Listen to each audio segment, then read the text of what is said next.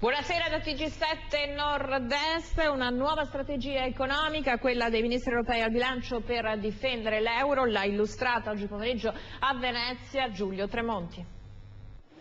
Giocare in difesa con una nuova strategia, la nuova politica economica europea è stata spiegata a Venezia dal ministro Giulio Tremonti, intervenuto per una lezione all'assemblea dei giovani imprenditori di Confcommercio, ospitata nella sala del Consiglio provinciale.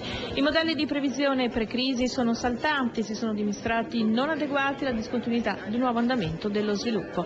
Tremonti ammette di aver avuto paura. Noi abbiamo vissuto nel weekend secondo di maggio, abbiamo vissuto una coppia di giornate oggettivamente drammatica. Adesso i colleghi ammettono abbiamo avuto paura.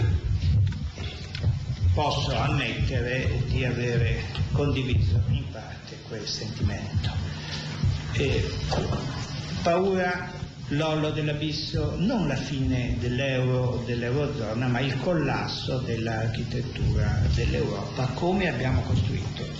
Due i punti per la difesa dall'esterno della moneta europea. Uno, il diverso ruolo della Banca Centrale Europea, compatibile noi riteniamo con i trattati, ma diverso rispetto al ruolo giocato prima della crisi.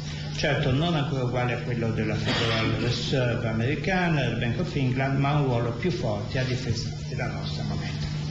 Secondo punto, il fondo che è stato costruito con capitali provvisti dagli Stati e dalla Commissione europea.